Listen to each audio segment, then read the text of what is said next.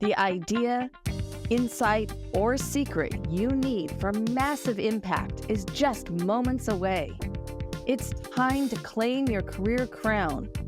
The podcast where business owners and entrepreneurs share the keys to the kingdom to help you open the vault to your greater success.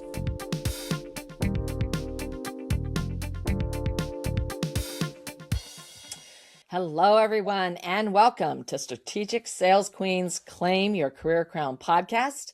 I'm your host, Lynn, the Strategic Sales Queen, and today I'm joined by our very special guest, Maureen Kures.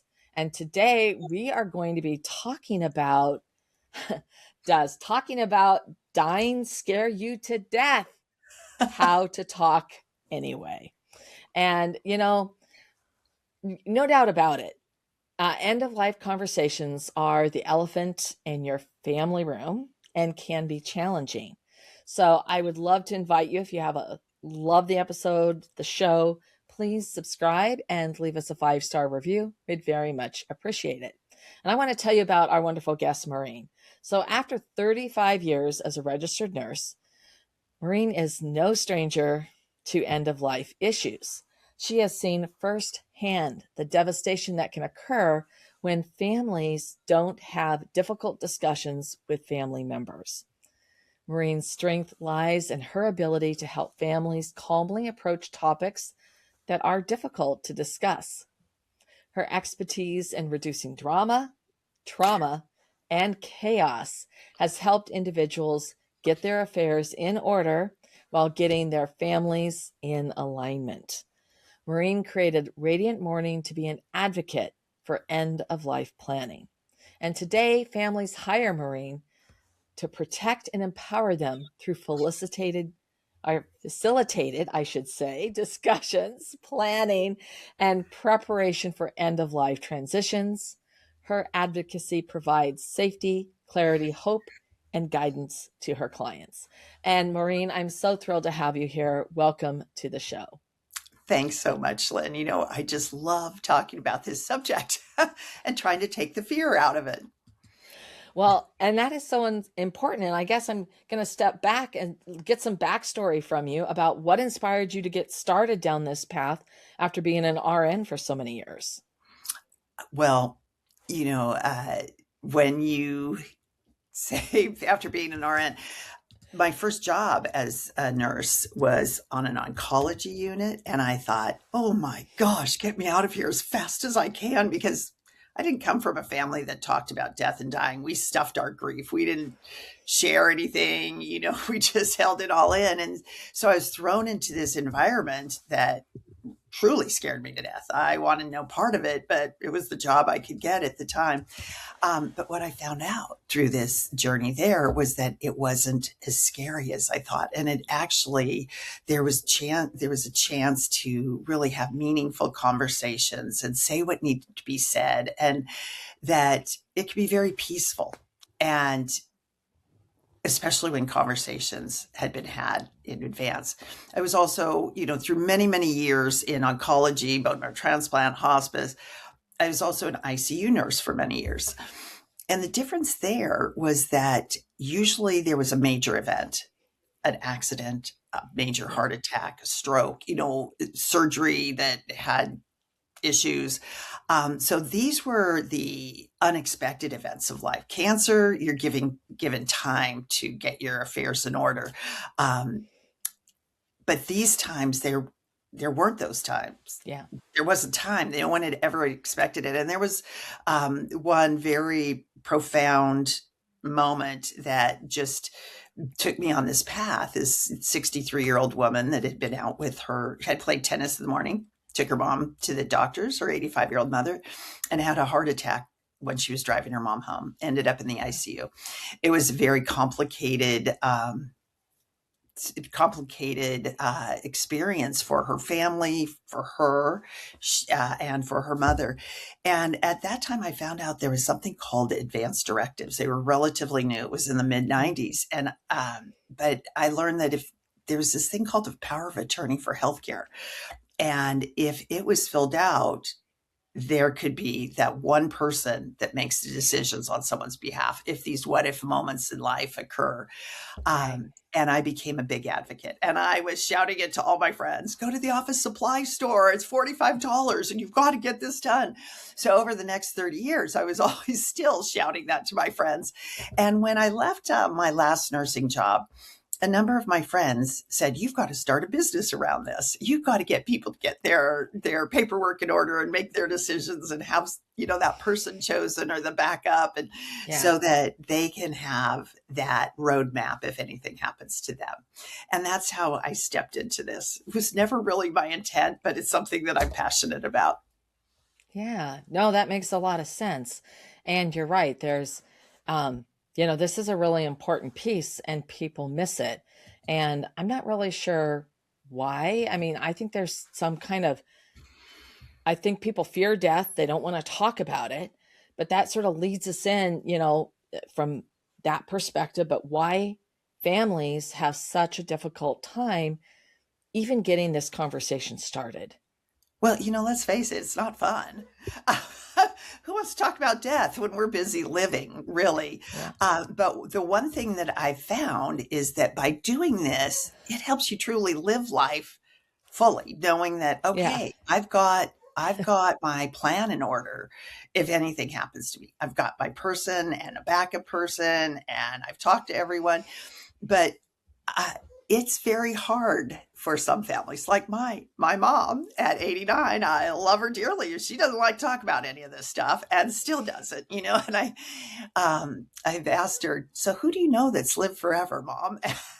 No one. There's no one she knows. In fact, at 89, most of her contemporaries have predeceased her, but still she won't talk about this. So it's hard. It's hard. And there's so many ways to get it started that are non-threatening. Yeah. I always say to people, use a life event. If like today, who was it? I want to say Robert De Niro, but it wasn't Robert De Niro. It was Robert. He was 95, an actor that just died today. And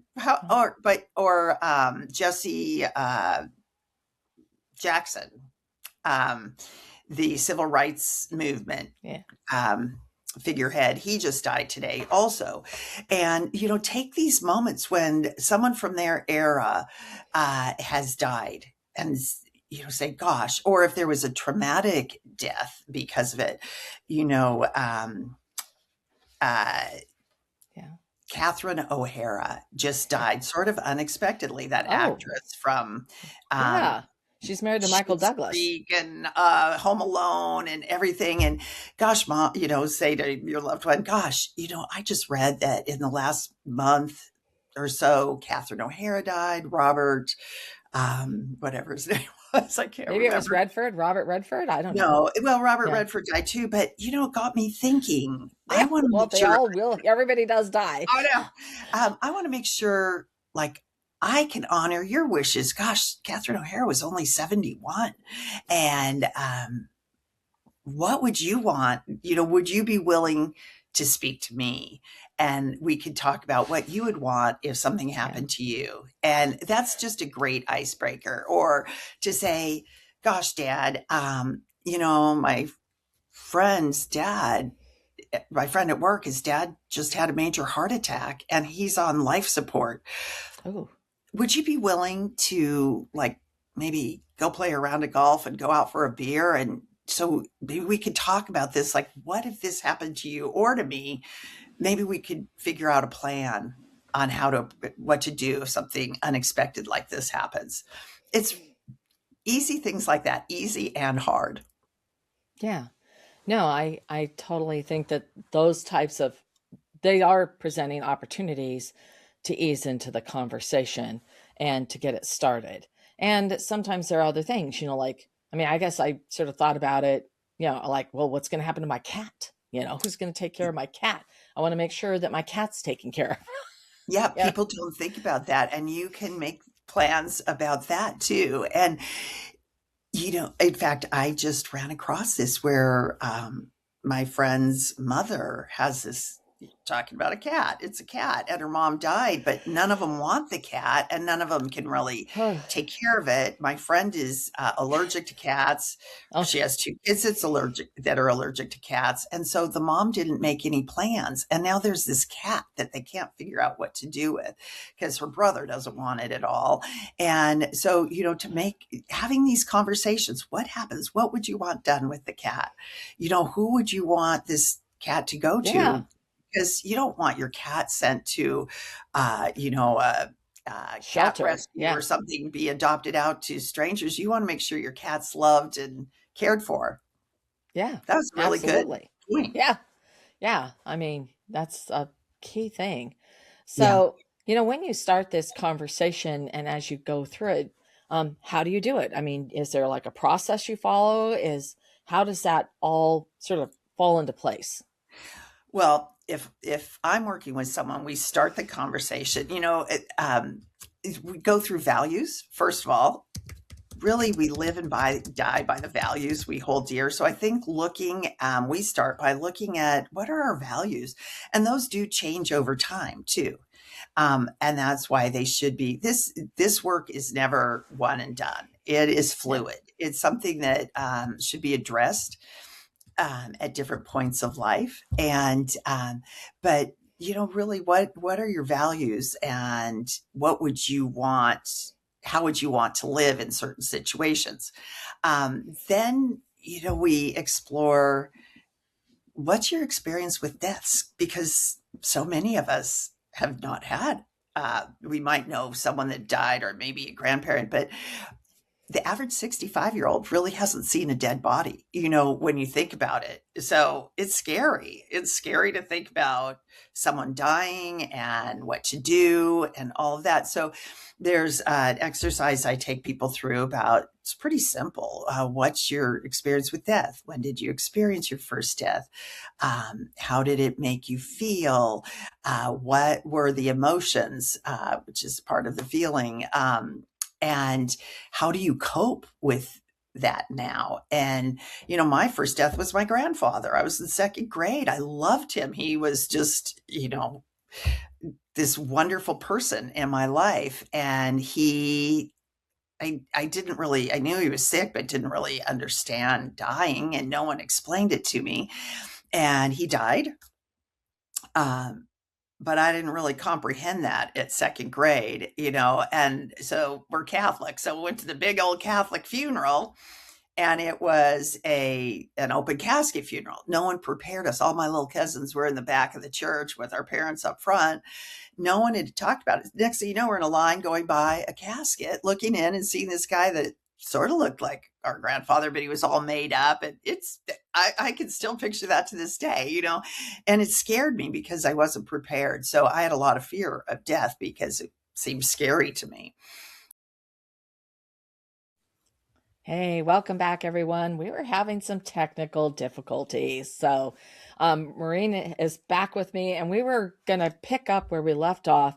And I think one of the most important things I want to ask you, Maureen, is why does it matter that you actually talk about death ahead of time? Well, when you were talking about my bio, you said about the drama, trauma, and chaos. And this helps eliminate that. There will always be grief. There will always be sadness. And there doesn't have to be that drama, like the family arguments about what to do, and families never speaking to each other again because of these issues.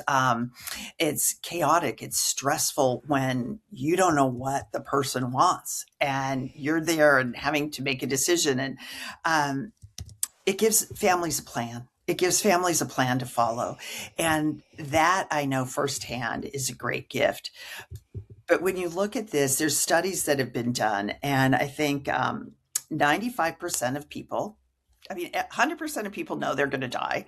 95% know that it's important to have these conversations, but they haven't, because the people that are ill and could be dying, they don't want to upset their loved ones and burden them, and they don't want to make them afraid. So they don't say anything. Then the family members on the other side, they don't want to upset the person that's ill and dying. And so they don't say anything. And these beautiful conversations are lost forever. Things that could have been so meaningful and said, um, the things that could have been shared are lost. Having old feuds or old hurt feelings, taking care of that important business is lost by not having these conversations. But of the people that do know the importance, only 32% have actually had these conversations with those they love. And there's what's the statistic on how many people know they want to talk to their doctors about this, yet only 18. I do know that it's 18% of people actually talk to their healthcare providers. It's a little bit better now. They'll ask you, oh, do you have advanced directives if you're going into the hospital or for any procedure? Or, many people that are older, that are elderly or have a chronic life-limiting condition, they might ask about the POLST form, or it's called POLST, POST, the provider order for life-sustaining treatment. And they might go over that. But I was with a 92-year-old elderly man that they were asking if he, did you want CPR? And he's like, well, heck yes, I want CPR. And they just were going to check the box. And I said, wait, let's talk about that. Let's talk about what CPR would mean for you. And after we did, he's like, no, I don't want that. So, that's the value of these conversations, that people are afraid to have them. And it's usually on both sides. They don't want to upset the other. Yeah. And as a nurse, I was on the receiving end of many of those conversations that should have been had with the family members. And in my encouragement, some people had the conversation, some did not. Yeah. Yeah, absolutely. So when you're doing this and you're working with families now, how do you get this started? How do you have a process? How do you work with people? I do. Yes, I do. I do it a couple different ways. We do group workshops for those that want that. And then one-on-one, we work through the paperwork. We work through, what's important to you. We talk about life values. What would your goals of care be? We talk about death experience, because that's really important to look back and what our experience with death is. Because most of us, there's some people that do death beautifully, and then there's the majority that do not, and they don't talk about it, they don't share. So really looking back at, like, what's your first experience with death? How did it make you feel? How do you process your grief around death? There's so many different things. How old were you when you experienced your first death? And those really are very impactful in going through this work. So we work through some of that first.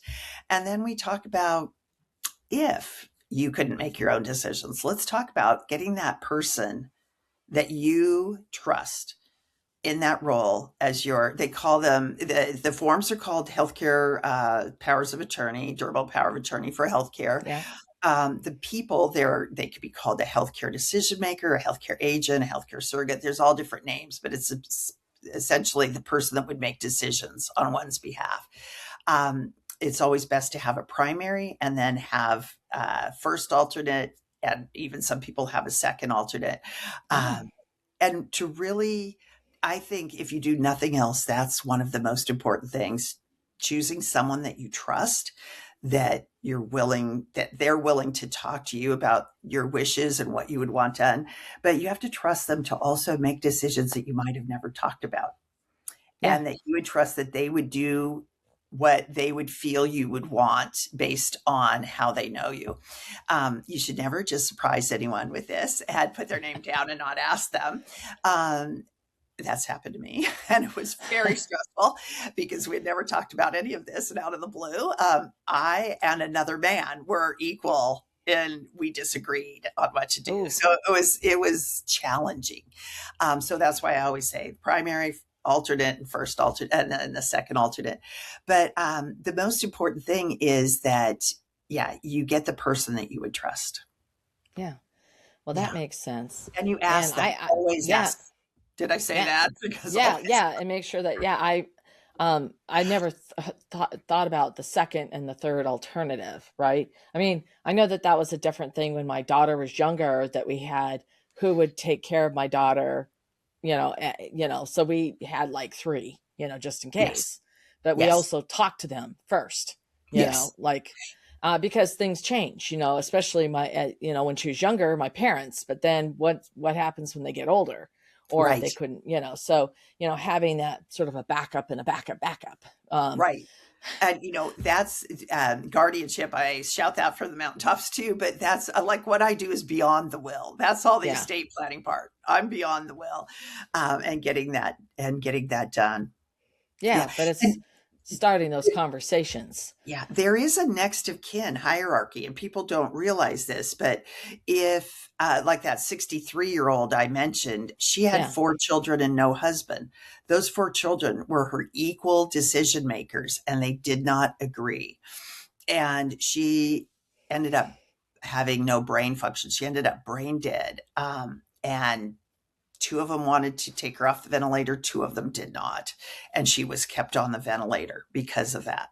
It was really traumatic for the whole family. And 30 years later, I'm sure they're still not speaking to each other. It was so horrific. So there's the next of kin. And that's what's hard. And, sometimes I'll give you a story. One of my nursing friends from years ago that I've remained close to, I knew her mother very well, knew her sister. Well, her mother was older and was ill, and she called me all mad because her mom chose her sister as the decision maker, but she was the nurse. And how she was really upset. And I'm like, let's talk through this. What I know to be true about your sister, she can compartmentalize things. She's not as emotional. She's emotional inside, but she can compartmentalize and do task by task. And I said, what I know about you is you love with all your heart. You wear your heart on your sleeve, and everything's emotions. And I said, I think your mom wanted to protect you. And so what your mom needs you to do is to be there loving on her, rubbing her feet, holding her hand, reading, and she needs your sister to make those tough decisions as they come, if they come. This is the what ifs. And so often you never even need this, but it's such a nice thing to have if you yeah, do. yeah. No, that all makes sense. So my friend And did say, yeah, that makes sense to me. Oh, gosh, I never saw it from that point of view. So yeah, I mean, I think that's one of the challenges about all of this talking about death, because people, the emotions are tied up. They've got different perspectives.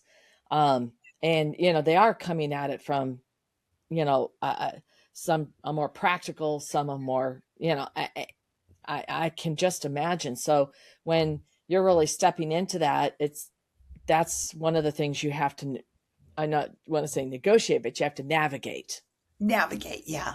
And you have to pick someone that is strong enough emotionally to handle this, because it is emotional. And I was my uncle's decision maker. His daughter is a bit older than me, and she lives near me, but her 2 brothers had died. His wife had died. And she had been through a lot. One of the brothers had died. My cousin died when he was 24 Hmm. in a plane crash. And my uncle didn't want to put her through that emotion. And he had moved down to Palm Desert from Seattle, and he was driving up and down the West Coast. He was in his 80s, late 80s, and we thought he'd be driving for years to come. But he didn't wake up one morning, and I was the person. But he had like, every time I saw him, we reviewed what he wanted. We brought my cousin into it. We had these conversations, and he had just been up to Seattle 2 weeks before he died, and went over it again. And, one of the things, he had to live actively. He wanted to live independently. He wanted to be able to do all of his own activities of daily Yeah. living. The night before, I had talked to him, and he had just been to his golf kickoff luncheon for the season, and he was ready. He didn't wake up, but he didn't die. He wasn't dead. It turns out he had a big bleed in his head. And so I had to talk to the ER doctors, and they wanted to take him right away to surgery. And I said, will he be able to live independently? Well, no, but there's a 50% chance we could get him talking again. And I said, it's not what he wanted. And, inside I'm dying because this is my Yeah. beloved uncle. And, they just kept going. Is this, but there's a chance we could get him. I said, could he play golf? Well, no, but there's a, chance he can talk again. And I said, that's not good enough. And then I had to go through it with the neurosurgeon, and it was really hard, but he had given me such a clear map to follow. That was such a great gift to me, because in my emotion, I didn't backtrack and say, well, wait, do everything you can to save him, which happens every day. But I was able to honor his wishes, even though it was really, really hard. Yeah. Yeah, obviously. In your case, of course, with your family and bringing this up, but for so many, we already talked about it being like people just don't, they are afraid like to talk to each other, but it also sounds like this is like a blind spot that people don't necessarily even think about it. What is your experience in that? Why is talking about it such a blind spot? Because it's a blind spot, because it's hard to think about our own death. Let's face it, and that's hard. And I think there's also the belief, I've heard this a number of times over the years. Oh, I don't want to talk about that. That can manifest my own death. And I don't. And you know what? I'm like, that is a true fear. I understand that that's a true fear, but let's just have a little conversation. And when I've worked with people, when they get through that, they're like, oh, that wasn't hard at all. And we have laughter around it, we tears, some tears, but it's really, they all feel this sense of relief, like, okay, I've got it covered if anything happens. And that's the beauty of doing it while we're well, while we're healthy, and and then visiting it. I always say visit it annually. On your birthday, make it your birthday present to yourself, to make sure you have the right people in place. If anything, has your health changed, all of that. But especially when you have a major health diagnosis. But so many people wait till the moment of crisis and it's too late, or, talking about, so we go through all this working together. We put a plan together. What if you end up with dementia? There's a wonderful dementia directive. It's not legally binding, but it's a guide. If you have dementia, what would you want done in the early phases, the mid phases, the late phases? So those are guides for the family to follow, because none of us, we don't want to think that we could get dementia, but it sure can happen. Yeah, absolutely. I think that's really important. I also really like the anniversary, or, your own birthday gift, because things change. Things do change. People that, just your situation, the people around you, other people may have passed or moved, just not be involved in your life. Somebody else is very active. So I think that's a really important piece, because that's one thing. Change is constant, right? And, it is. And really looking at that. So I guess the last thing I would ask about is, what should our listeners do next about starting a conversation and talking about death? Yeah. There's things I would encourage people to, there's something called a death cafe. You can go there, death over dinner. There's all these different things out there, but have the courage to have this conversation. And I will say, what I really work with people to get all their paperwork done. And then I give them a plan to take it to the family. It's only as strong as what those who matter to you know about. And it's always best to come directly from the person making the decisions for themselves.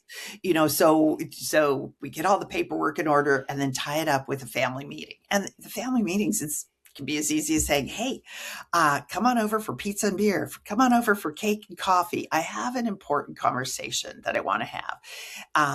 And it is, it's going to be about what my wishes are. If anything should happen to me, I want you to know where this is. I want you to know where my financial papers are. I want you to know where all this is, all these important things. But I also want you to know directly from me, so you don't fight about what you think I would have wanted. And that is the value of having this paperwork done, but then having these courageous conversations with those that matter most to you, is Yeah. that you give them that gift, like my uncle gave me that gift, and he gave his daughter that gift. So, she knew too exactly what he wanted. Yeah, absolutely. I think that's so important. I mean, this has been such a lovely conversation, Maureen. I think it's so important that people understand that. And I want to thank you for sharing why talking about death may scare you to death, but you need to do it anyway, to paraphrase. And I know that our listeners are going to want to learn more about you and how they can connect with you. Well, the best way is to connect with me through LinkedIn at Maureen Kures, and then, or go to my website, Radiant Mourning, Mourning, like mourning is in grieving.com, radiantmourning.com, and sign up for my newsletter. Or I do have a free giveaway. If you get in touch with me, I would be happy to send a conversation, how to get the conversation started. Yeah, that's the most important thing, to get the conversation started. So, Maureen, thank you so much. And thank you to all of our listeners who tuned in and stayed with us through our little technical glitches. You got to love that. And because this has been a really informative discussion, and it's really made me take a step and look at, even though I've had these types of conversations, it's like, it needs to be revisited. It's time. So thank you so much, Maureen. I truly appreciate you and everything you've shared today. Thanks, Lynn. Thanks for having me. What was your biggest takeaway from this episode? I would love to hear about it. It's important to support the things you love. If you loved this episode, a 5-star review helps keep the podcast coming to you. Also, if you want to get more sales strategies to grow your business, make sure you subscribe right now. And if you want to get results even faster, I invite you to download my sales strategy checklist at strategicsalesqueen.com/checklist. This has been Lynn Whitbeck, your strategic sales queen and host of Claim Your Career Crown. I'll see you next time.